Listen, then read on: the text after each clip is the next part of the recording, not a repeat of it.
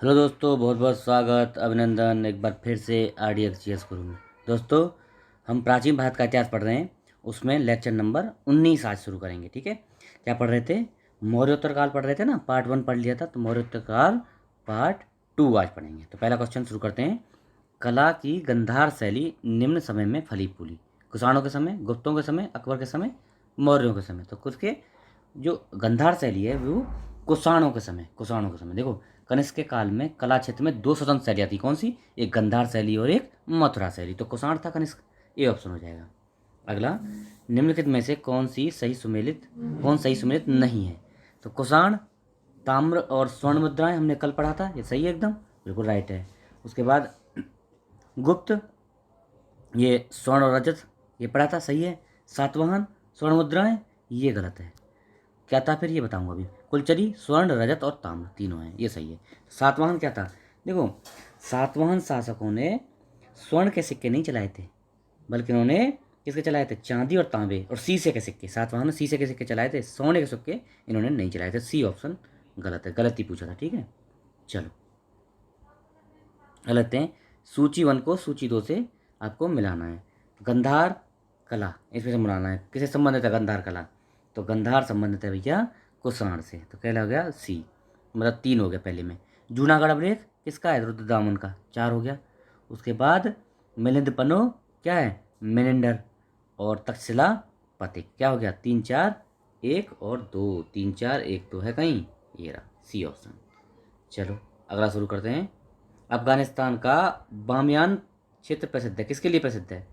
तो ये बुद्ध प्रतिमा के लिए। किसके लिए? बुद्ध की प्रतिमा के लिए बामियान क्षेत्र प्रसिद्ध है। Option D. इसको क्या किया था? जब तालिबान का शासक आया था, शासन आया था 2000 के लगभग, उस टाइम इन्होंने तालिबानियों ने इसको जो है उखाड़ फेंका था।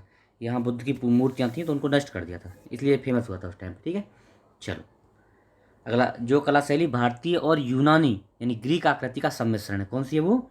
तो वो है गंधार शैली। अभी हम पढ़े, भारतीय और यूनानी शैलियों का मिश्रण है गंधार शैली, है ना। प्रमुख संरक्षक कौन से? शक और कुषाण रहे हैं इसके। इस कला का विषय मात्र बौद्ध होने के कारण इसे यूनानी बौद्ध शैली भी कहा जाता है।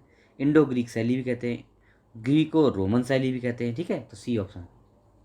अगला, निम्नलिखित में से किस मूर्ति कला में सदैव हरित स्तरित चट्टान यानी शिष्ट का प्रयोग माध्यम के रूप में होता है? तो कौन सी में होता है, ये आपको बताना है। मौर्य मूर्ति कला में, मथुरा मूर्ति कला में, और गंधार मूर्ति कला में, भरहुत मूर्ति कला में। तो गंधार मूर्ति कला में शिष्ट चट्टान का प्रयोग सदैव, ज़्यादातर यही हरित स्तरित और शिष्ट चट्टान का प्रयोग होता है। किसमें? गंधार में। तो डी ऑप्शन हो जाएगा। अगला, प्राचीन काल के भारत पर आक्रमणों के संबंध में निम्नलिखित में से कौन से सही कालानुक्रम है? अभी 2023 के UPPCS में क्वेश्चन पूछा गया है। ठीक है, 2006 IAS में पूछा है, और ये अभी 2023 लेटेस्ट भी पूछा है। इसमें कौन सा है? यूनानी शक कुषाण, शक यूनानी कुषाण, यूनानी कुषाण शक, शक कुषाण यूनानी। तो इसमें से बताना है। सबसे पहले आए थे कौन? यूनानी, फिर शक और फिर कुषाण। ऑप्शन ए, यूनानी शक फिर कुषाण। ठीक है, यूनानी 326 ईसा पूर्व में सिकंदर महान, शक प्रथम शताब्दी ईसा पूर्व में, और कुषाण पहली शताब्दी में। ठीक है जी, तो यूनानी शक कुषाण ए। पहला ईरानी शासक जिसने भारत के कुछ भाग को अपने अधीन किया था, तो कौन था? साइरस था, डेरियस प्रथम था, कैम्बियस था, सहार्स था। तो कौन था? तो ये था डेरियस प्रथम। डेरियस प्रथम ऐसा पहला ईरानी शासक था जिसने भारत का कुछ भाग जो है अपने अधीन कर लिया था। सी। अगला देखते हैं, निम्न राजवंशों में सबसे पुराना राजवंश कौन सा है? तो इनके हिसाब से राष्ट्रकूट, चालुक्य, पल्लवों में सातवाहन राजवंश जो है ना, सातवाहन सबसे पुराना है। इसमें संस्थापक कौन था? सिमुक या सिंधुक। डी। अगला, आंध्र शातवाहन राजाओं की सबसे लंबी सूची किस पुराण में मिलती है? तो ये पुराण का नाम है कौन सी? बिल्कुल राइट, मत्स्य पुराण। C option C. मत्स्य पुराण में 19 राजाओं, देखो अब तक टोटल कितने 30 सातवाहन राजाओं के बारे में जानकारी मिल चुकी है, उसमें से 19 राजाओं के बारे में मत्स्य पुराण में मिलती है। तो सी ऑप्शन है। अगला, सातवाहनों की राजधानी क्या थी?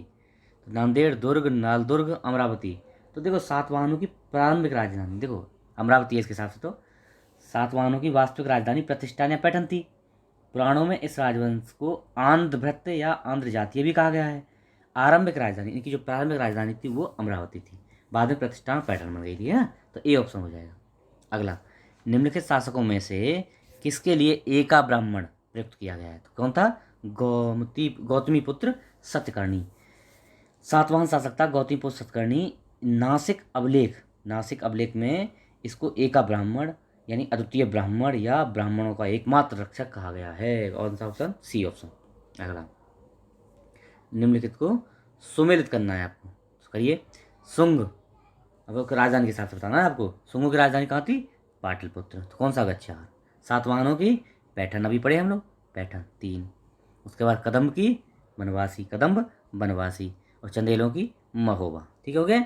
4 3 2 1, 4 3 2 1 है कहीं, तो ऑप्शन ए करेक्ट है, 4 3 2 1।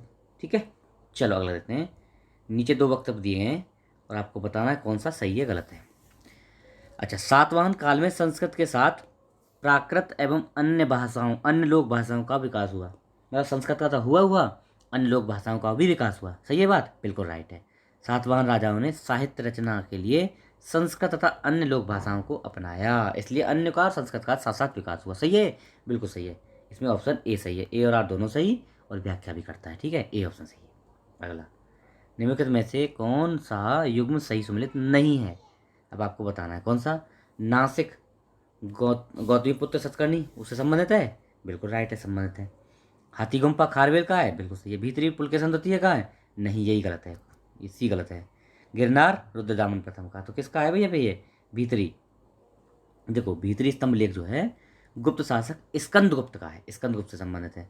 पुलकेशन द्वितीय का एहोल अभिलेख है। ठीक है, ये किसका है? पुलकेशन द्वितीय का एहोल, और भीतरी किसका है? स्कंदगुप्त का है। इसलिए सी ऑप्शन सही नहीं है। सही नहीं है, बताना था हमको, सी सही नहीं है। ठीक है, चलो अब आपको वही कथन कारण का क्वेश्चन है। बताओ, कुषाण फास की खाड़ी और लाल सागर से होकर व्यापार करते थे, ये बात सही है? ये बात एकदम सही है। ये यहाँ से लाल सागर से है, और यहाँ पे लाल सागर से और फास की खाड़ी से होकर व्यापार करते थे, बिल्कुल सही है। उनकी सुसंगठित नौसेना उच्च कोटि थी। भैया उनके पास नौसेना उच्च कोटि की नहीं थी, ये बात गलत है। पहला सही है और आर गलत है। ए सही आर गलत, कौन सा हो जाएगा? तो ऑप्शन सी हो जाएगा, ए सही आर गलत। ठीक है, सुसंगठित नौसेना नहीं थी। हालांकि यहाँ से फांसी खाड़ी और लाल सागर से, रेड सी से वो व्यापार करते थे, ये बात सही है। ठीक है जी, सी ऑप्शन हो जाएगा। अगला, निम्नलिखित राजाओं में से कौन जैन धर्म का संरक्षक था? बहुत फेमस राजा है, कौन? खारवेल। कहाँ का राजा था? उड़ीसा, आज का जो उड़ीसा है ना, वहाँ का राजा था खारवेल। इसका हाथी गुम्फा अभिलेख है कहाँ पे? कलिंग का राजा था, चेदी वंशीय राजा था खारवेल। ये क्या था? ये जैन धर्म का संरक्षक था, जैन धर्म को इसने संरक्षण दिया था। यह अभिलेख खारवेल का इतिहास जानने के लिए एकमात्र साधन है। कौन सा? हाथी गुम्फा अभिलेख। कहाँ पे? उदयगिरी पहाड़ी में, उड़ीसा में पड़ता है। Okay, D. कलिंग नरेश खारवेल का संबंध था किससे? महावेगवाहन वंश और चेदी वंश। ए और बी दोनों ऑप्शन। इसमें से ई में क्या बोल रहा है? उपरोक्त में से कोई नहीं, या उपरोक्त में से एक से अधिक, तो एक से अधिक, ये ई वाला ऑप्शन हो जाएगा। ठीक है, ई वाला ऑप्शन आपका सही है। क्यों? क्योंकि महामेघवाहन वंश भी इसे, ये इसको बोलते थे चेदी वंश को। ठीक है, तो इसलिए कौन सा हो जाएगा? ये दोनों ही। चेदी वंश का संस्थापक महामेघवाहन था, इसलिए इस वंश को महामेघवाहन वंश भी बोलते थे, इसलिए ए और बी दोनों सही है, यानी ई ऑप्शन हो जाएगा। ठीक है, चलो। पूर्वी रोमन शासक जस्टिनियन का सर्वाधिक महत्वपूर्ण योगदान किस क्षेत्र में था? स्थापत्य कला में, विधि में, विज्ञान में, साहित्य में। तो कौन सा है? ऑप्शन ए, विधि में। देखो, पूर्वी रोमन शासक जस्टिनियन को सर्वाधिक प्रसिद्धि उसके न्याय संबंधी सुधारों से मिली। जस्टिनियन रोमन कानून के संपूर्ण संशोधन के लिए उत्तरदायी था, रोमन कानून में संशोधन के लिए। ठीक है, तो विधि से संबंधित, न्याय से संबंधित है ना, ए ऑप्शन सही है, जस्टिनियन। अगला देखते हैं, चलो। हाँ, Periplus of the Erythraean Sea किसने लिखी है? कौन सा? Ctesias, Pliny, Strabo, Ptolemy. तो इसमें कौन सा ऑप्शन हो जाएगा? ऑप्शन ई हो जाएगा। देखो, पेरिप्लस ऑफ द एरिथ्रियन सी एक ग्रीको रोमन पेरिप्लस है, मतलब क्या है? मैन्युस्क्रिप्ट डॉक्यूमेंट है। यह रोमन मिस्र के बंदरगाहों के नेविगेशन और व्यापार के अवसरों का वर्णन करता है ना। इसे लगभग 60 ईस्वी में अलेक्जेंड्रिया के एक अनाम नाविक, नाम नहीं है, पता नहीं किसने लिखा है, अनाम नाविक ने लिखा था। इसने भारत से आयात तथा निर्यात की जाने वाली वस्तुओं के बारे में बताया। कौन है? पेरिप्लस ऑफ एरिथ्रियन सी, किसी अनाम नाविक ने, कहाँ के? अलेक्जेंड्रिया के अनाम नाविक ने लिखा है, और भारत से आयात और निर्यात की जाने वाली वस्तुओं के बारे में इसमें वर्णन मिलता है, इसलिए हम लोग इसको पढ़ रहे हैं। तो ये हमारा मौर्योत्तर काल हो गया समाप्त। आप लोग नए हैं चैनल पर तो सब्सक्राइब कर लीजिए और लोगों को बताइए, शेयर करिए, ठीक है। अभी कल से हम पढ़ेंगे गुप्त और गुप्तोत्तर युग, ठीक है। तो आज यहीं रुकेंगे, आप लोग शेयर करिए। Thank you so much.